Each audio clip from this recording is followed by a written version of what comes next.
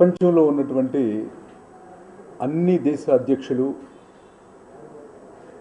లేకపోతే ప్రధానమంత్రులు ఇతర దేశాల్లో ఉన్నటువంటి ప్రముఖులకి ఒక సైంటిస్టులకు కానీ లేకపోతే రచయితలకు కానీ పిలిచి సన్మానించడం సత్కరించడం అనేది ఎప్పటి నుంచో జరుగుతున్న విషయం అన్నమాట. సో ఫస్ట్ టైం నాకు last month Indo Nepal unity award మీకు నేపాల్ అధ్యక్షుడి ద్వారా మీకు ఇవ్వబడుతుందని ప్రధానమంత్రి గారి ఆఫీస్ నుంచి నాకు ఒక ఫోన్ వచ్చింది. అదే నేను చాలా షాక్ తిన్నాను, చాలా సంతోషం వచ్చింది. ఎందుకు సార్, ఏంటి సార్ అన్నమాట. అంటే నేపాల్ దేశం కూడా భారతదేశంలో కానీ లేకపోతే మిగతా ప్రపంచ దేశాల్లో ఉన్నటువంటి చాలామంది వ్యక్తులకి సన్మానించుకోవటం సత్కరించుకోవటం అనేది వాళ్ళ జనరల్గా వాళ్ళ ప్రాసెస్లో ప్రతి సంవత్సరం జరుగుతుందన్నమాట. మొట్టమొదటిసారి చలనచిత్ర పరిశ్రమకు సంబంధించి భారతదేశంలో ఉన్నటువంటి చలనచిత్ర పరిశ్రమ మొట్టమొదటిసారి ఆయన పిలిచారు. ఆయన లిస్టులో వచ్చి ఒక రచయిత ఉండటం అనేది చాలా చాలా సంతోషంగా ఫీల్ అయ్యాను. ఎందుకు ఇచ్చారు, ఏంటండి బాబు, నేను పీకింది ఏంటి, అసలు నేను చేసింది ఏంటి, జనరల్ క్వశ్చన్స్ వస్తాయి కదా. అసలు ఏంటండి అంటే అక్కడ ఆ యొక్క అసోసియేషన్లో ఆ సెలెక్షన్ చేసుకునే వాళ్ళ దీంట్లో ఒక ఆయనకి చాలా హిమాలయాస్ అంటే చాలా ఇష్టం అంట.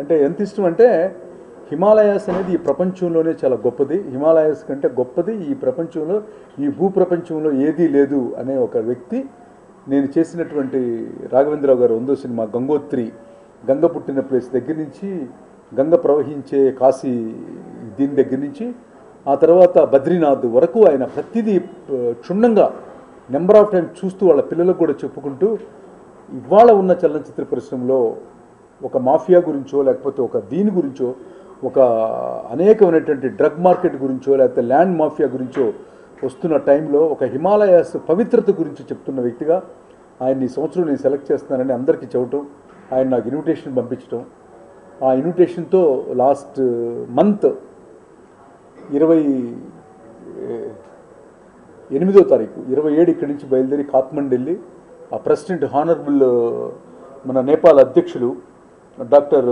రామ్ బరన్ యాదవ్ గారిని కలవటం, ఉదయం కరెక్ట్గా 9 గంటలకి ఆయన రాష్ట్రపతి భవన్లో ఆయన బ్రేక్ఫాస్ట్, ఆ తర్వాత ఈ memento Indo Nepal unity memento ఒక ఎక్సలెన్సీ అవార్డు మెమెంటో నాకు ఇవ్వటం. ఇలా హిమాలయస్ గురించి సినిమాలు చేశారంట కదండి, చాలా సంతోషంగా ఉందని ఆయన చెప్పటం. భారతదేశంలో ఉన్నటువంటి కవుల్ని ఇంకా తోటి కవుల్ని అందరినీ అడిగినట్టు చెప్తూ ప్రతి సంవత్సరం ఇంకా ఎంతోమంది కవుల్ని పిలిపిస్తామన్నట్టు ఆయన చెప్పటం చాలా సంతోషం ఇస్తుంది. సో ఈ అవార్డు రావడానికి ఎక్కడ రికమెండేషన్ కానీ ఏమీ లేకపోగా ఒక హిమాలయాస్ అనే సబ్జెక్ట్ని నేను టచ్ చేయబట్టే ఇది వచ్చిందని నేను పూర్తిగా విశ్వసిస్తూ చాలా ఆనందంగా ఉంది. కానీ ఈ అవార్డు నేను తీసుకోవడానికి ప్రధానమైన కారణం తెలుగు చలనచిత్ర పరిశ్రమ. అంటే భారతదేశంలోనే ఈ అవార్డు దీనికి రావడానికి ప్రధానమైన కారణం మన తెలుగు ఇండస్ట్రీ. ఈ తెలుగు ఇండస్ట్రీయే లేకపోతే నాకు అవార్డు వచ్చి ఉండేది కాదు. ఫస్ట్ ఈ అవార్డు మన తెలుగు చలనచిత్ర పరిశ్రమకి నేను డెడికేట్ చేస్తాను. తర్వాత ప్రధానంగా చెప్పుకోవాలంటే అసలు నేను గంగోత్రి వెళ్ళటానికి కారణం మన రాఘవేంద్రరావు గారు 100వ సినిమాతో ఆయన అసలు నేను ఏం చెప్తానో తెలియదు, ఏం చేస్తానో తెలియకుండా ఆ రోజుల్లో నాకు కొన్ని లక్షల రూపాయలు ఖర్చు పెట్టి నన్ను పంపించడం. ఆ తర్వాత అదే మన అల్లు అర్జున్కి ఫస్ట్ ఫిల్మ్ అవటం, రాఘవేంద్రరావు గారికి 100వ సినిమా అవటం, అది రిలీజ్ అయిపోయి చాలా సెన్సేషనల్ హిట్ అవటం. ఆ తర్వాత మళ్ళీ బద్రీనాథ్, అది కూడా హిమాలయస్లో పీక్గా ఉంటుంది, చాలా కష్టమైన journey, life risk journey Badrinath. మీలో ఎవరైనా వెళ్ళొచ్చుంటే మీకు అర్థమవుతుంది. సో అట్లాంటి దానికి ఒక 11 సార్లు నేను వెళ్ళి ఆ కథ రాయడానికి ప్రధానమైన కారణమైనటువంటి అల్లు అరవింద్ గారికి, గంగోత్రి రాయడానికి కారకులైనటువంటి శ్రీ రాఘవేంద్రరావు గారికి ప్రధానంగా ఈ అవార్డు ఇదవుతుంది. ఆ 2 సినిమాల్లో అల్లు అర్జునే హీరో కాబట్టి ఆయనకు కూడా ఈ అవార్డు ఇదవుతుంది. సో బద్రీనాథ్ డైరెక్ట్ చేసినటువంటి వివి వినాయక్ గారికి ఎంతో కష్టపడి అందరూ టెక్నీషియన్స్ అందరికీ కూడా పేరు పేరున ఈ అవార్డు వాళ్ళకి చెందుతుంది, ఇది నాది కాదు. నేను ఓన్లీ వాళ్ళు డబ్బులు ఇస్తే ఖర్చు పెట్టి వెళ్ళి రాయటం తప్ప ఎంతో శ్రమ ఓర్చి రాఘవేంద్ర గారు దాదాపు 7,000 కిలోమీటర్ల రోడ్డు ప్రయాణం చేశారు హిమాలయస్లో గంగోత్రి అప్పుడు.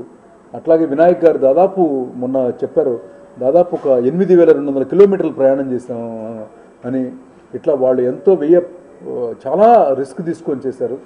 ఈ అవార్డు గోస్ టు వాళ్ళకే చెందుతని ఒక మన మీడియా పరంగా వాళ్ళందరికీ కూడా థ్యాంక్స్ చెప్పుకుంటూ, ఇంకా నాకు ఎన్నో అవకాశాలు వాళ్ళ ద్వారా వచ్చి ఇంకా ఎంతో చెప్పాలని కూడా మనస్ఫూర్తిగా కోరుకుంటూ, ముఖ్యంగా తెలుగు చలనచిత్ర పరిశ్రమకి, పత్రికలకి, మీడియాకి ఈ అవార్డు మొత్తం మన ఇండస్ట్రీకి చెంది ఉంటుందని చెప్పుకుంటాను. Thank you very much. Genius తర్వాత 2 పెద్ద ప్రాజెక్టులు డిస్కషన్లో ఉన్నాయండి, పైప్ లైన్లో ఉన్నాయి. అవి త్వరలో ఆ ప్రొడ్యూసర్లు, ఆ డైరెక్టర్ల నోటి ద్వారా మీరు వింటే బాగుంటుంది. 2 చాలా పెద్ద ప్రాజెక్టులు, చాలా ప్రతిష్టాత్మకమైన ప్రాజెక్టులు. ఒకటి తమిళ ప్రాజెక్టు, ఆస్కార్ రవిచంద్రన్ గారని మీకు తెలిసే ఉంటారు, మీకు చాలా పెద్ద ప్రొడ్యూసరు. అప్పుడు శంకర్తో చేస్తున్నారు, ఇప్పుడు మళ్ళీ శంకర్ డైరెక్షన్లో కూడా చేసేది ఆయనే. ఆస్కార్ రవిచంద్రన్తో చాలా భారీ బడ్జెట్ సినిమా, అతి త్వరలో అంటే మేబీ మంత్స్లోనే అది సెట్స్ మీదకి వెళ్ళొచ్చు. సో ఆయన కొంచెం బిజీగా ఉన్నారు. ఆయన కథ ఓకే చేసి నన్ను హక్ చేసుకున్నారు. ఫస్ట్ టైం ఒక పెద్ద ప్రాజెక్టు తమిళ్లో చేస్తున్నాను. ఇంకోటి తెలుగులో జరగబోతుంది. అది కూడా మీకు అతి త్వరలో మీ నోటీస్కి వస్తుంది. అంటే నెక్స్ట్ ఒక 2 సబ్జెక్టులు రెడీ చేస్తున్నాను, ఆల్మోస్ట్ ఆల్ ఫినిషింగ్లో ఉన్నాయండి. ఒకటి మౌంట్ ఎవరెస్ట్ గురించి చెప్పబోతున్నాను. మౌంట్ ఎవరెస్ట్ దాన్ని ఎక్కడానికి వెళ్ళి రీచ్ అయిన వాళ్ళు కంటే చచ్చిపోయిన వాళ్ళు ఎక్కువ మంది. సో మొన్న కూడా వెళ్ళొచ్చాను లేటెస్ట్గా మౌంట్ ఎవరెస్ట్. ఒక చార్టెడ్ ఫ్లైట్ తీసుకొని వెళ్ళాను. వెళ్ళి అక్కడ ఒక సర్టిఫికెట్ ఇచ్చారు. నేను మౌంట్ ఎవరెస్ట్ ఎక్కలేదు, విజిట్ చేశాను. కింద బేస్ని విజిట్ చేసి దాన్ని చూసేసి వచ్చాను. ఒక 1 మంత్ ఉండటం జరిగింది. వర్క్ జరుగుతుంది మౌంట్ ఎవరెస్ట్ గురించి. ఇది కూడా త్వరలో ఎవరు హీరో, ఎవరు ప్రొడక్షన్ హౌస్ అనేది కొంచెం హై రిస్క్తో కూడుకున్నాయి కాబట్టి కొంచెం త్వరలో తెలియజేస్తాను.